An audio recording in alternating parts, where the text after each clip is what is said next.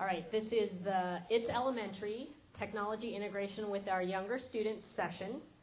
I am Melissa Lim. I'm a Learning and Teaching Technology Specialist from Portland Public Schools. We also have... I'm Corinne White. I'm the Tech Director in Forest Grove. I'm Luke Neff. I'm the Instructional Technology Director in Newburgh Public Schools.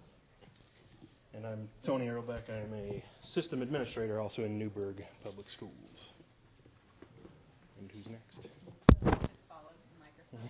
Yeah. Okay, we'll just keep it all together. Do you have duct tape?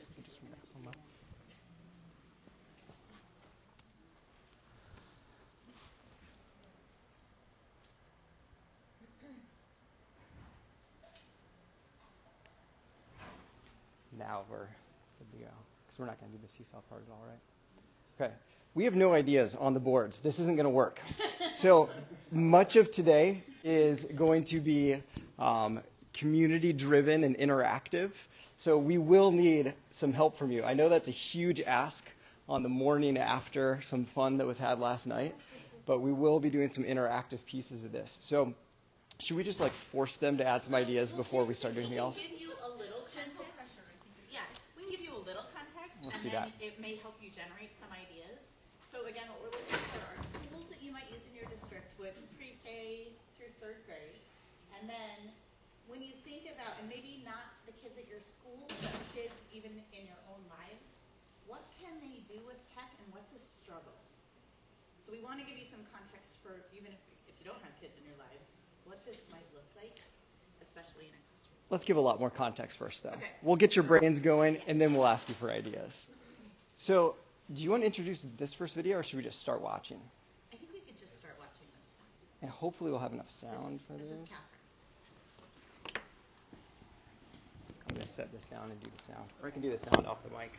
Looks like this is all of the sound cable we have. So if you want to...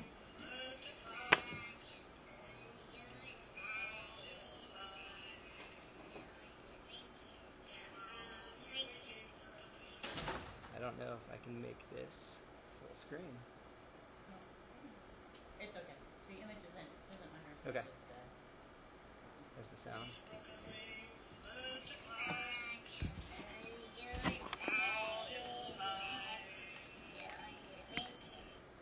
See if that kicks in. I'll just hold the mic.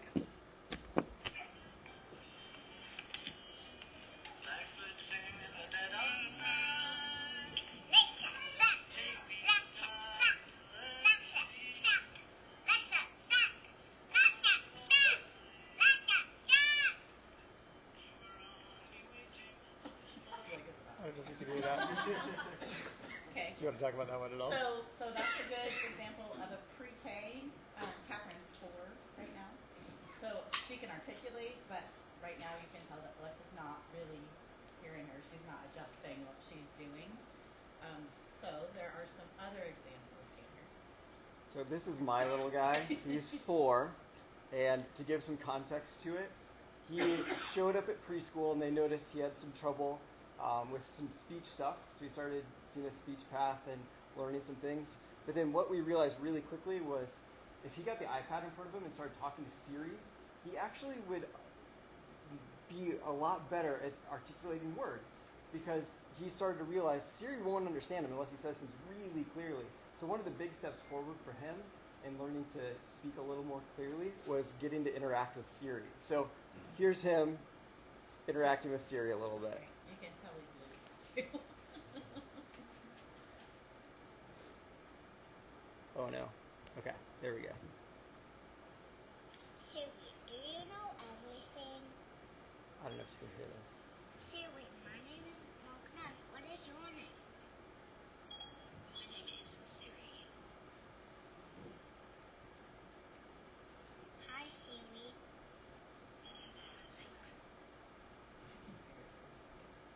Hello, you. We might have some technical difficulties we need to solve. Call me that name because that isn't my name. He's basically telling Siri, you're getting it all wrong and you need to fix it. And Siri's agreeing with him on this. Oh, we have tech help coming. Fantastic. Is this where we're supposed to... This is plugged into the projector. So it's on part of the projector. Siri, turn on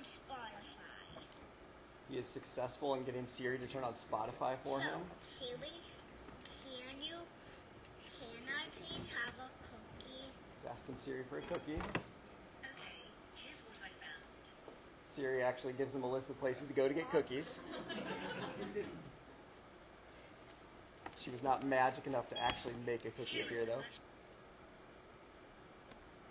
I'm going to pause more. Do you want to go back to the... I don't care. It's all right. It's just good to give us some context of what they can do with some of the technology we have now. Oops. So an example here of something they can do is understand This how bar to is make these really devices annoying. work, right? So far everyone has been successful about, like, I know I need to say Siri's name before she answers me. We're playing full blast game. Great. We're all the way.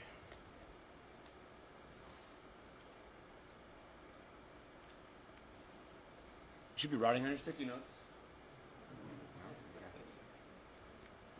Let's make sure it's going out through the headphone jack now. Because as you plug something in, as soon as it goes.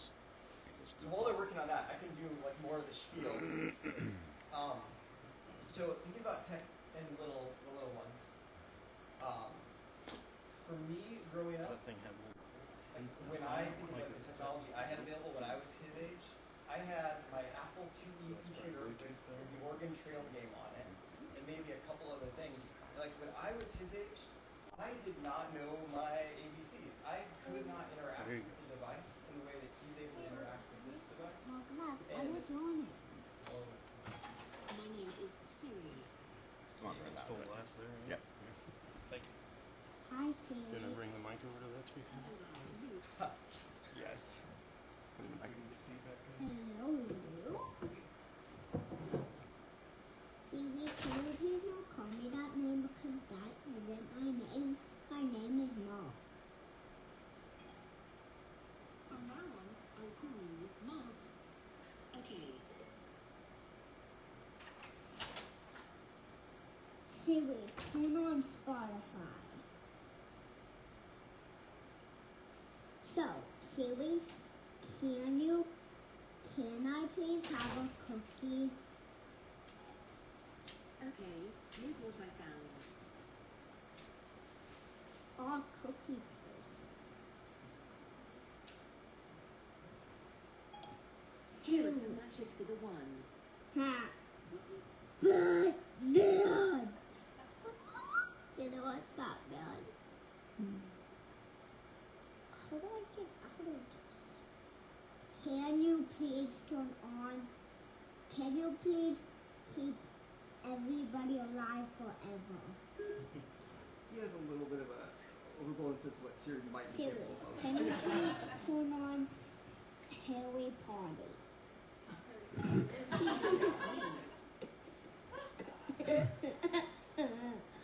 Harry Potter.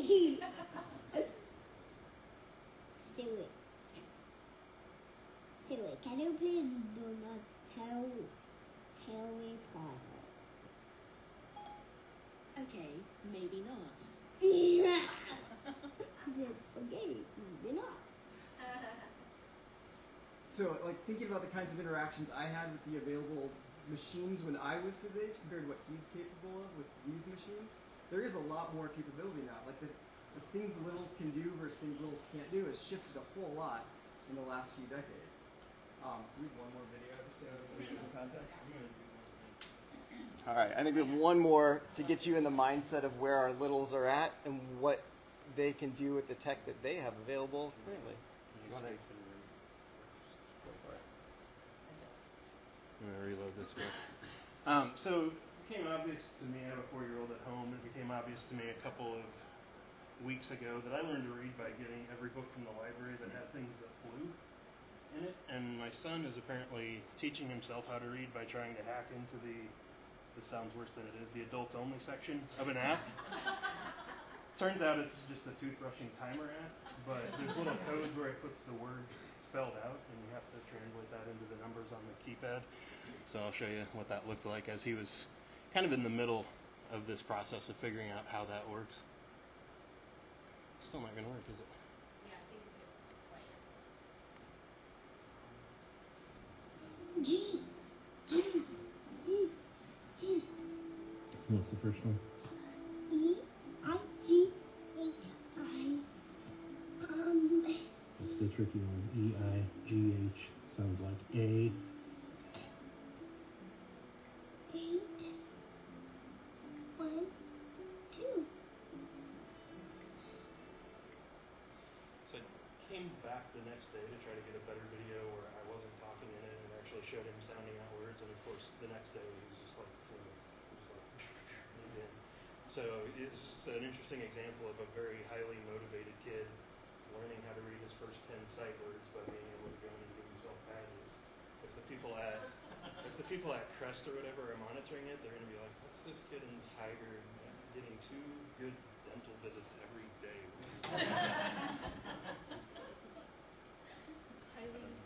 Highly motivated. Yes. To earn badges. Let's wait on that for a second. Yeah. So, as we're thinking about this stuff, right? So, a lot of people have seen some of the ways that kids are interacting with technology, and they are becoming fearful about some of the ways they might be changing brains, changing the ways they learn, changing the ways they develop. And for me, like when I see these kinds of things, though, I have a lot more hope than I do fear. And I have a 7-year-old also. She didn't make the cut. She wasn't as cute as a 4-year-old. But seeing the ways that she's able to access technology, it makes me jealous of the childhood she's getting to have. She is really into art right now. So she will go and she'll pull these YouTube tutorials, watch these videos about how to learn certain art techniques, and then go do them. And then she convinced me to get a Wacom tablet and use it with Krita, which is like a free online drawing app. And she is able to produce these amazing digital graphic arts that, as a 7-year-old, they're like, I can't even do now. She's already way advanced past me in terms of drawing and what she can do with the technology. So for us, as those who work in education with technology, we have a lot of responsibility in this. Like, how do we steer them towards the things that do help them to grow and develop in the right ways? And then how do we avoid some of these things that might be changing brains or changing ways of developing in ways that are harmful? So how to steer them the right ways, and how to get them the right tech setup to get them to these things that really help them to grow in the right ways. So be thinking about what they can do, be thinking what they can't do. But the other thing to think about, we're going to do this keep, stop, start activity at the end, where we want to hear from you all as we do some process and do some conversations around some of these topics. What do you want to keep doing that you've seen? What do you think is still worth it? What do you want to stop doing? What are some things that aren't worth it, aren't good for kids? And what do you want to start? What have you heard today in all this session we're doing that you want to try to implement or bring to wherever your context is? So we'll do this keep, stop, start. So as we dive into all these activities we're going to do together, be thinking about what you want to keep, what you want to stop doing, what you want to start doing. We'll do that at the end. Okay. So we need context right now so that we can move on to the next activity. So think of some things that you saw here. Think about things in your own buildings. I'm going to put Seesaw up here. These tools may be things that kids in your district use or kids in your life use. And they can also be on the tech side. Like we're using Clever right now to help our kinder and first grade log into Chromebooks. So that would be another tool that isn't, and it makes it easier for the kids, but it also makes it easier for the educators. So tools can be either one of those things. So go ahead and you can talk to the person next to you, generate some ideas to put on these And then should we jump into that? charts.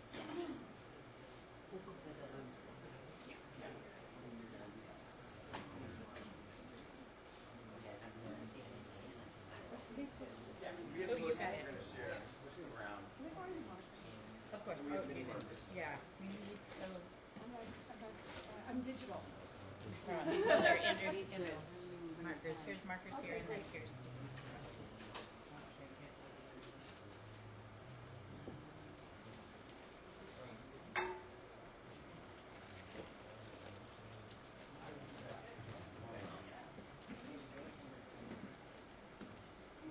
What's that? I was just going to grab the remaining supplies. Any markers, Post-its, $2 each.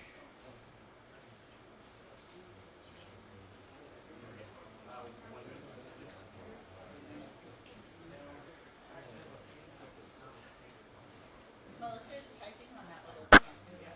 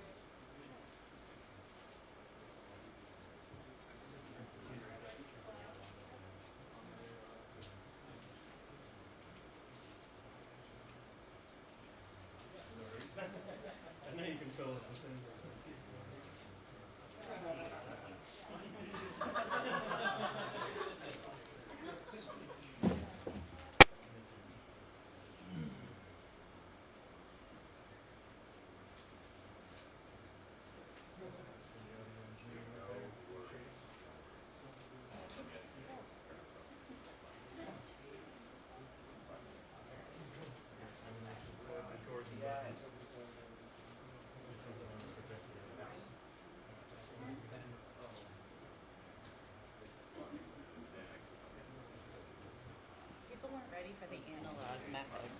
We weren't ready. We didn't have set up time without. Breakfast and lunch. Okay, so I'm going to read off some of the things here to give you context. The next thing we're going to do is develop some dilemmas, some things that you face as parents, as technologists, as educators when kids are this small. So some of the things that littles can't do are things like typing or remember a long password. There are no passphrases with littles. Might be a compound word, it might be a couple of numbers. They don't necessarily discover how things work. You show them how things work and then they retain it because they're able to do it. Yeah, ridiculously long account credentials. Yeah, passwords again. They only do what adults let them do. So whatever they have access to. They can't differentiate tech from reality. That's one of the things that Bruce was talking about, that easy word. They can't type that well. They can't necessarily solve problems when the devices don't do what they expect it to do. Neither can the adults though. No, like Catherine, right? Catherine would just said it over and over and over again. She didn't really know how to vary her behavior. Logging in. They can't type 30 words per minute. Discern good info from bad info, social media and information literacy. And they're concrete thinkers, right? At 4, 5, 6, they block and pick. They don't really see it until they're about 4th grade. So things that they can do are making codings. We've done these, but coding, some of the 2nd graders in our district, in fact, we go down to kinder for at least hour of coding. And I think, Christine, you've got like a K-12. Okay, so you're using Code.org. Anyone else doing coding with little kids? Some robotics, maybe some coding with the little like dot dash and okay, zeros. Because I noticed those little girls are allergic to it too. They can't really use these devices with a lot of adult intervention and interaction. Although they can, yeah, my niece at 2 could get into her mom's phone and knew where to find her days. So we've seen that. They can use touch screens, they can be creative, they're curious, create lots of things. They navigate well. They can use apps that they know visually. And not visually, what your son, he's done something, he like innovated on a tool that he already had access to to learn new things. They can FaceTime and they can log in with a simple login. So those are some of the things that littles really are capable of doing. And it's kind of a beautiful thing. They use tech more creatively and for bigger things than probably what we ask our 3rd through 5th graders or 3rd through 12th graders to do, right? Those are really adult-centered activities that we ask them to do. And they're really great. So, in fact, talking about motivation, we have a new Mac adoption that has a huge digital component. And it's weird that the kids can't remember their own usernames and passwords. So they're not really motivated to use it if they can't remember it because it's not very long. So that gives you some context, and then we'll go on to go over the DocStorming. Yes, so we're going to have you brainstorm using this tool called DocStorming. So if you actually type that URL in yelp.com/police, you'll get to the DocStorming board. And you actually have to enter your name first, and then you can add a card with your dilemma or your issue that you have. And so we want you to add ideas that you want us to work through as a group or in small groups collaboratively. And then once you add a card, you'll be able to see what other people have added to the board, and then you can vote for which ones you'd like to work through. So vote for your top 4 ideas after people have some time to get them posted. And then once the winners kind of surface, we'll split up into some groups and have some groups start tackling problems together, and we'll kind of try to disperse ourselves with them. And we've had some experience with this. We believe there's tons of experience in the room as well. So in these smaller groups, we'll kind of talk through how we'll do that. But these are the things we want to dive into. And there can be a range here. Like if you really do want to like spend time trying to solve a password problem, we have experts in the room that can help with that. If you want to go totally on the other end theoretically and like talk about like there's a you all read the book Building Schools 2.0, Zach Chase, Chris Lehman. There's a line in there, I think it was probably Zach's idea, where he said something like at St. Brain where he was doing instructional tech stuff, but they did not put apps on their iPads that weren't for creativity. Like they did not. So like looking at our tools list over here, like there's a lot of those that are kind of kids are learning from the app, but he said no, they don't ever do anything like that. Only tools for creation and making things. So like if you want to enter that theoretical space, we can do that kind of dilemma problem solving together as well. So if there's something very technical, throw it on there. If there's something more theoretical, throw that too. And we'll try to get the right people together to talk about whichever kind of thing you want to dive into. Cool. Questions? Yeah. Comments, concerns, thoughts? This is why, Chris, you're going to have to start this one. Okay, so yellowkey.com/police. Yellowkey.com is a shortened URL generator, and it only uses words so that you can remember it instead of random characters and numbers. And so it randomly generates a word to add on to after the Yellowkey. Not because we're trying to be the internet. Exactly. What does that mean? I'm trying to read it. It's just a metaphor.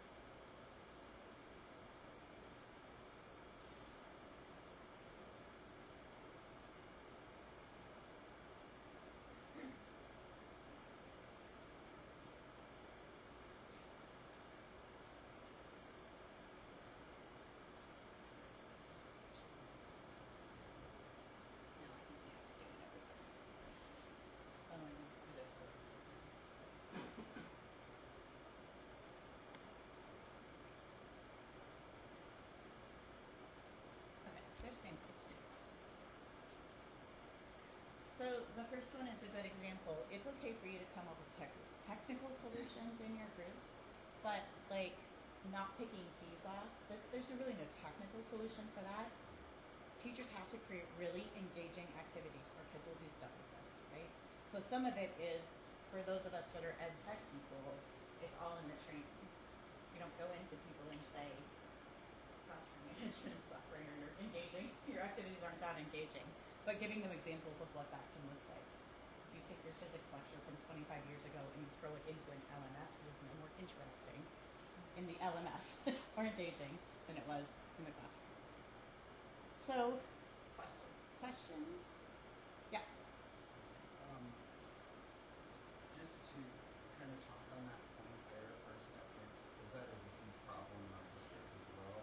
What we ended up doing is implementing with the teachers kind of check out the device to the specific student, and that's the device they grab every day. And that has really worked well.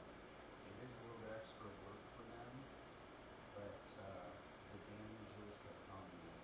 So the adding accountability. So that's neither really, it's a little bit of a classroom management thing. But And you a less find, technical solution. Yeah, you find that the children that do that really fast, and you can deal with it a lot better, and they're not roaring through 5 of these picking the keys off. Picking keys off or touchpads, we have lots of touchpads. Yeah, and there are a couple that I don't know what we're going to do. It's all become kind of really silly again. So in your groups, you're going to solve or brainstorm some ideas. So I think each of the 4 of us should take a corner. Okay. Multiple groups, but try to see some groupings among these. Okay. Yeah, they'll have to probably be smaller groups within your groups. We could have a center group too and solve that. Whoa. I know. Okay. I think we can handle it. So we've got 5 up here, the top 5 up here. If you are interested in the first one is big, right? It's about fair hardware, and then someone added the citizenship piece, which is awesome. So if you are interested in that, which a lot of people seem to be, let's put you kind of spread out from that back corner. And does one of us want to go to that corner? Yeah. We'll talk about screen time. Okay, fine. I'll go back there.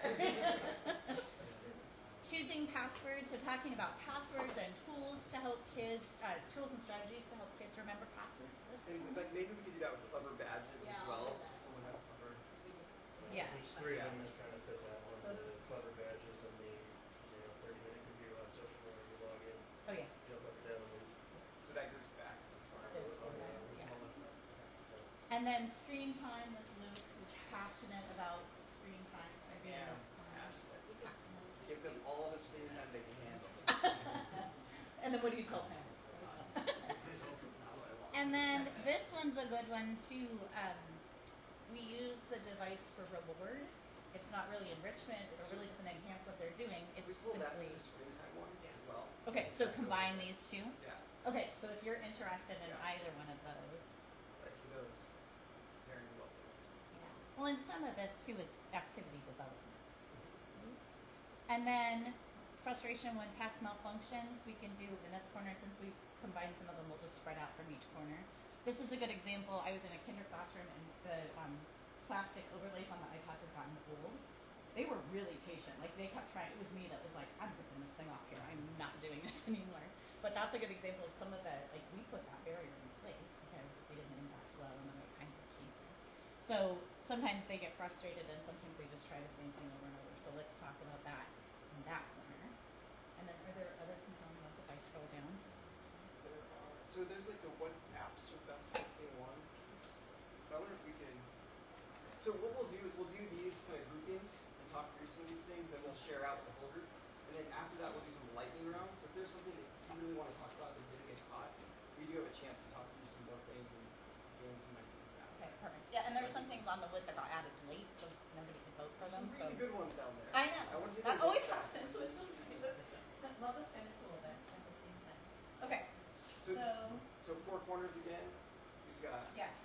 We're taking care of devices, digital citizenship, but more also just like how to get them to not break the things. The things. passwords, Clever badges, tiny hands, yes, screen time, and the associated dilemmas with screen time. I don't remember. I completely lost it. Is, Oh, when the technol functions, like what can we do to So, like, break down barriers? yeah. Okay. And then maybe push. Well, Bring keep your the chair, chairs. keep a chair. If not, just push them into the center. BYOC, bring your own chair. Okay. And we have until what time? 15, 12 minutes we wrote down. Yeah. We'll go about 15, but we'll kind of keep checking in and make sure we're 9:07. on time.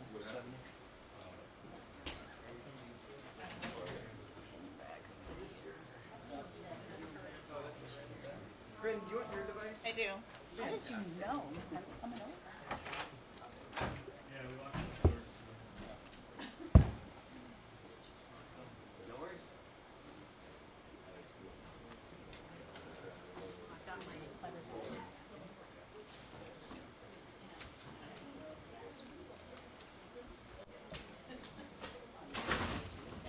Too strong.